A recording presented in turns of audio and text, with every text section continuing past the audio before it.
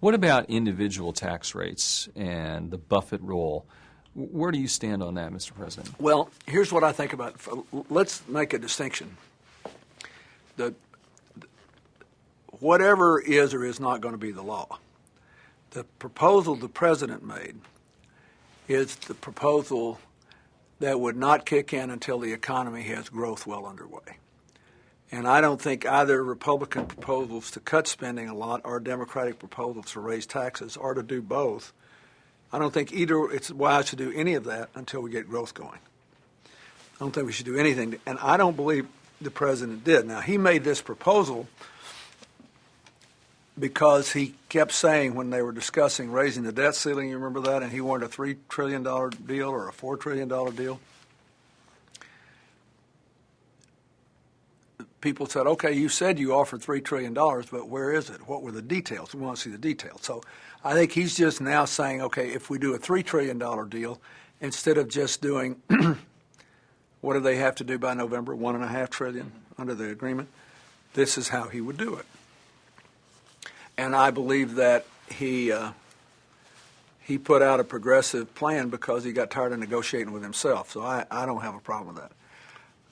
I believe that if we have to raise revenues, it's fair to ask those of us in high-income groups who got the primary benefit of the growth of the last decade, where more than 40% of the income growth went to the top 1% of us.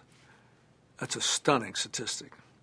And therefore, the lion's share of the tax cuts of the last decade of President Bush's tax cuts benefited us. And I'm trying to remember how many I got. I think I got 5 separate tax cuts. I don't see it as too draconian to ask us to make up the difference. Now, the Buffett rule is like an alternative minimum tax for millionaires. And I think, particularly if he was going to have a permanent fix for the alternative minimum tax for middle and upper middle class people, a lot of us would think it was all right. The problem is, no matter how much tax we pay, it won't get the budget back into balance. So it has to be coupled with an aggressive effort to reduce health care inflation, because most of this is in health care. And some of it's in Social Security because so many of us are going to retire. But the Social Security fixes are not particularly draconian, and the Simpson-Bowles Commission made some recommendations on Social Security that actually both conservatives should like because it saves money and liberals should like because it makes Social Security better. It gives more money to surviving spouses and disabled children and all kinds. It really helps people who don't have enough money to live on and makes the program better. So I don't have a problem with it, but I don't think it should become the main event here. I don't mind paying more, and I think I should pay more, but how much and under what formula is not nearly as important as our having both an aggressive effort to restore growth today and a 10-year plan that can't be just tax increases because there's not enough money there. Right, but you personally wouldn't be opposed to No, taxes I'm in favor of it because, right. And I don't consider it class warfare. I mean, Right. if you look at from the end of the Second World War to about 1980, we had enough inequality to reward hard work and raw talent and creativity, and enough equality to build the world's greatest middle class and allow poor people a reasonable chance to work their way into it.